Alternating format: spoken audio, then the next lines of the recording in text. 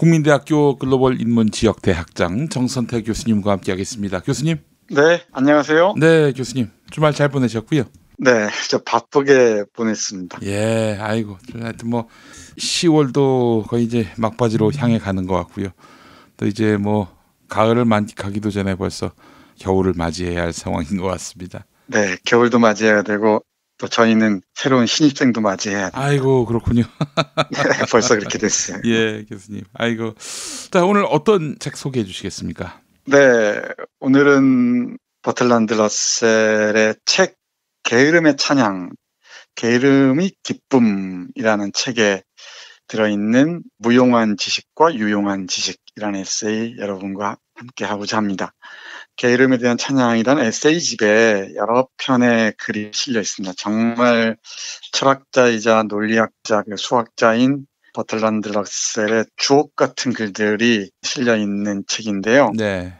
여러 버전이 있습니다만은 저는 오래전에 나온 1997년쯤에 나온 버틀란드 러셀의 게으름에 대한 찬양의 책 속에 무용한 지식과 유용한 지식을 골라 여러분께 소개해드리고자 합니다. 네. 여기에는 아주 멋진 글들이 아주 많습니다.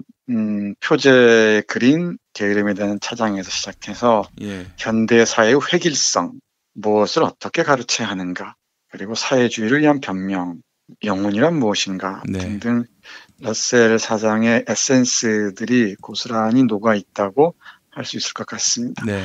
그 중에서도 이 무용한 지식과 유용한 지식, 제 눈길을 확 사로잡았는데요. 대학이 무자비하게 실용 위주의 교육, 그러니까 취업 위주의 교육으로 치닫기 시작한 지가 참 시간이 오래 지났죠. 네. 새삼스럽게 이럴 때일수록 그 무용한 지식, 그러니까 쓸데없는 지식이 도대체 왜 필요한지, 왜 그게 우리의 삶에 의미가 있는지를 버틀란드 러셀이 1935년에 쓴 글, 무용한 지식과 유용한 지식에서 볼 수가 있어서 이 글을 골랐습니다. 1935년에 이미 버틀란드 러셀은 우리 현대사회는 직업적인 능력만을 무자비하게 추구하고 있다라고 얘기를 해요. 그러니까 직업적인 능력만을 무자비하게 추구하면서 실용적이지 않은 공부, 실용적이지 않는 지식은 다 폐기처분하겠다는 기세로 나왔다는 것이죠. 그런데 우리 러셀 선생에 따르면은 이렇게 직업적인 능력 또는 실용적인 것만을 따지고 들 때, 그 한 가지에만 매달릴 때 대부분의 사람들은 신경쇠약 증세를 동반하면서 균형 감각을 잃게 된다고 얘기를 하네요. 그러니까 상당히 중요한 지적인데, 하나의 목표만을 향해서 내달릴 때 다른 옆을 볼 여유가 없게 되는 거죠. 그러니까 스스로를 돌아볼 여유도 없고 또 자신을 둘러싼 환경들을 폭넓게 또는 깊게 생각해 볼 여유도 없을 때 어떤 일이 벌어지는지 일본 제국주의나 러시아 공산주의자들, 그리고 독일 나치들의 사례를 들어서 얘기를 합니다. 그러니까 이들은 어떤 과업을 달성해야 한다는 그 목표의식에만 깊이 빠져 있기 때문에 일종의 긴장성 광신주의에 빠져버린다는 얘기입니다. 하면서 우리 러셀은 이렇게 강조를 해요. 아이들에게만 놀이가 필요한 게 아니다. 어른에게도 현재의 즐거움 이외엔 아무 목적도 없는 행위에 빠지는 시간이 필요하다. 그러나 놀이가 제 구실을 다할 수 있기 위해서는 일과 관계없는 부분에서도 기쁨과 흥미를 찾아낼 수 있어야 한다. 그러니까 아이들에게도 물론 놀이가 필요하죠. 그런데 한국 사회에서는 아이들마저도 놀이를 빼앗긴 상황이 아닙니까? 아이들에게도 당연히 놀이가 필요하듯이 어른에게도 아무런 목적도 없는 행위에 빠질 시간이 필요하다는 거예요. 그리고 이 놀이가 제 구실을 다할 수 있기 위해서는 일과 관계없는 그 부분에서도 기쁨과 흥미를 찾아낼 수 있어야 한다고 얘기합니다.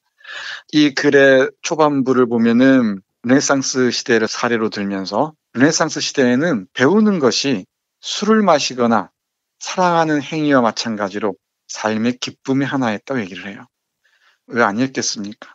그리고 이것은 문학뿐만이 아니고 수학이나 철학 등등도 술을 마시거나 사랑하는 행위만큼이나 삶의 기쁨을 야기하는 길이었다고 말을 하네요. 근데 이런 걸 다 잃어버리고 오로지 경제적인 목표만을 위해서 또는 조직의 이익만을 위해서 한 방향으로 매달리다 보면은 이런 공부의 기쁨, 지식의 기쁨을 다 상실해 버린다고 얘기를 합니다. 멀리 갈 필요 없습니다. 우리 삶의 동양적 지성을 대표하는 사람이 공자고, 공자의 이야기를 모아놓은 책이 논어라는 고전 아닙니까? 네. 이 논어라는 그 책의 첫 줄이 이른바 학이 시습지 부력 여로와 아닙니까? 네. 제가 우리 학생들하고 얘기할 때 종종 꺼내곤 하는 말인데, 배우고 때로 익히는 게 바로 기쁨이라는 거죠. 배우고 익히는 만한 기쁨이 없다. 근데 공자는 분명히 실용적인 지식만을 얘기하진 않았을 겁니다.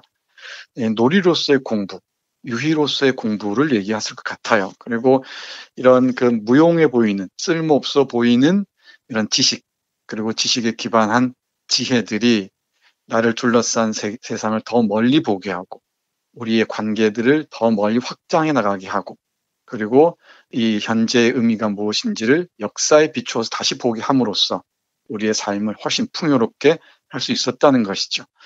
우리 러셀 선생이 예로 드는 무용한 지식과 기쁨의 관계를 잠깐 보겠습니다. 네. 살구에 관한 책을 읽었나 봐요, 러셀이. 네, 살구에 관한 책을 읽었는데, 살구에 관해서 우리가 별 배경 지식이 없이 먹으면은 좀 신맛이 나는 살구구나 라는 정도로 알고 그냥 먹겠죠. 그런데 우리 러셀 선생은 복숭아 살구를 좋아하는데, 그것들이 맨 처음 중국 한나라 왕조 초기에 재배되었다는 것, 그리고 카니스카 대왕에게 볼모로 잡혀온 중국인들이 그 과일들을 인도에 소개한 이후 페르시아로 퍼져나갔고, 네. 그것이 기원 후 1세기 로마 제국에까지 이르렀다는 것. 그리고 살구가 일찍 익는다고 해서 프리커트라 그러는데, 이 살구라는 말이 영어가 이 말이 프리커셔스, 그러니까 조숙하다 이런 말에서 왔다는 것. 네. 그리고 이 어원이 라틴어에서 파생했다는 것 등등, 이런 살구에 얽힌 이야기들, 살구의 사연들을 알면서 이 살구가 더욱 맛있어지고 살구를 한 입 깨물면서 더 기쁨을 만끽할 수 있었다는 거죠. 이게 살구에 관한 쓸모없는 지식 같지만은 이 살구에 관한 사연을 통해서 우리 역사의 이동 경로들, 중국에서 인도를 거쳐서 페르시아에서 로마, 그리고 현대를 사는 러셀 1일까지 살구 한 알이 오는 과정을 쭉 돌아봄으로써 과일 한 알에도 기나긴 인류 문명의 교류의 역사가 있었다는 것을 확인한다는 거죠. 네. 이런 게 아무런 쓸모없어 보이는 지식들이 우리에게 주는, 일상적으로 주는 기쁨이라는 것입니다. 이것뿐만이 아니죠. 문득 생각이 났습니다만은 커피, 우리 김 PD 커피 좋아하시죠? 예. 이제 커피가 어디에서 시작됐느냐라고 물으면은 전문가들이 아니면 또는 바리스타가 아니면 잘 모르는 경우가 많은데, 커피는 에티오피아 커피가 가장 유명하잖아요. 근데 에티오피아 커피를 처음 로스팅해서 가장 맛있는 커피를 마시기 시작한 게 아랍 문명이라고 그럽니다.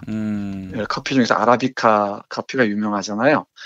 근데 이 이슬람 종교에서는 술을 못 마시죠. 네. 이 율법에 따라서 술을 못 마시니까 술을 대신할 음료로 커피를 택했고, 그리고 밤새워 기도하는 사람들에게 커피가 도우미 역할을 했다는 거죠. 네. 그러면서 이 아랍 전역에서 터키 커피가 유명하지 않습니까? 네. 아랍 전역에서 커피가 유행했고, 이게 유럽과 중국으로 확장되면서 커피에 실려서 아랍 문명이 세계로 퍼져나갔다는 얘기가 있습니다. 예. 커피에도 이런 흥미진진한 이야기가 깃들어 있다는 것이죠. 이런 예를 들면서 우리 러셀은 한 걸음 더 나아갑니다. 우리 현재 세계는 성난 자기중심적 집단들로 꽉 차 있다고 얘기를 해요. 이게 1935년에 쓰여졌다고 얘기하지 않습니까? 이때면은 이미 독일이나 이탈리아나 일본에서 파시즘의 징후가 점점 더 짙어지고 있었죠. 네. 그 상황에서 러셀은 그런 사람들이 앞에 잠깐 말씀드렸듯이 한 가지 목표만 향해서 나아갈 때, 사람들이 옆이나 앞이나 뒤를 돌아볼 수 있는 여유를 상실할 때 사람들은 집단 신경증 또는 광기로 내몰린다는 것을 알고 있었습니다. 그럼 동시에 이렇게 삶을 전체적으로 보지 못하다 보니까 인류가 오랫동안 쌓은 문명 자체를 파괴할 태세로 치닫는다는 거예요. 이와 관련해서 조금만 읽어보도록 하겠습니다. 네. 어느 시대든 인생은 고통으로 차 있었지만 앞선 2세기보다 우리 시대의 인생이 더 고통스럽다. 고통에서 벗어나려 하면 인간은 하찮아지고 자기 기만에 빠지게 되고 엄청난 집단 신화를 만들어내게 된다. 그러나 이러한 순간적인 완화책은 장기적인 고통의 근원만 증가시키는 꼴이다. 개인적인 불행이든 공적인 불행이든 의지와 지성이 상호작용하는 과정을 거쳐야만 극복될 수 있다. 의지에는 악을 피하고 비현실적인 해결책을 받아들이지 않는 자세가 포함된다. 지성에는 그 악을 이해하고 치유가 가능하다면 치유책을 찾아내고 만일 불가능하다면 불가피한 것으로 받아들이되 그것을 벗어난 다른 영역, 다른 시대, 행성 간의 공간에 놓인 심연들에는 무엇이 놓여있나를 되돌아봄으로써 그 악을 참고할 만한 것으로 만드는 일이 포함된다. 그러니까 러셀 선생은 이런 무용해 보이는 지식들, 쓸모없어 보이는 지식들을 폭넓게 인간들이 누림으로써 즐기고 향유함으로써 우리 집단 신화에 빠지지 않게 되고요. 인류 문명을 파괴로 몰고 갈 거짓에 말려들지 않을 수 있다는 얘기입니다. 그리고 광기로부터 거리를 확보할 수 있다는 얘기죠. 사실은 내일 가짜뉴스를 비롯한 탈진실의 시대를 다룬 책을 소개하기 위해서 이 글을 예비적으로 소개해드리는 건데요. 지성이 사라진 시대의 가짜뉴스는 더욱더 활개를 치기 마련이죠. 네. 이런 상황에서 이 무용해 보이는 문학적, 역사적, 철학적 상상력이 박탈당하는 순간에 우리는 가짜뉴스의 포로가 될 수밖에 없고 그 광신의 소용돌이 속에서 빠져나올 수가 없다는 게 지금 현재 맥락에서 제가 읽을 수 있는 버틀란드 러셀의 글의 핵심이 아닌가 싶어요. 그러니까 쓸모가 없어 보일수록 어쩌면 무용해 보일수록 그게 인간이란 무엇인가에 대한 질문에 대한 더욱 깊이 있는 대답을 해줄 수 있는 힘이 있지 않을까 그런 생각도 해봅니다. 예. 제가 이런 말씀 드리다 보면은 문학이 자꾸 쓸모없는 시대로 접어들다 보니까 문학 선생이 문학의 유용성을 설명하기 위해서 변호를 하나 보다라고 예. 생각하시는 분들도 계실지 압니다만은 이 문학을 공부하는 기쁨, 환희는 무엇하고도 바꿀 수가 없습니다. 이런 기쁨들은 다 서로 나누는 게 좋겠지요. 네, 그럼요. 당연합니다. 우리 러셀 선생이 몇 번이나 강조하듯이 무용한 지식의 가장 중요한 이점은 무엇보다 숙고하는 습관을 키워준다는 거예요. 깊이 생각하는 습관을 키워준다는 거죠.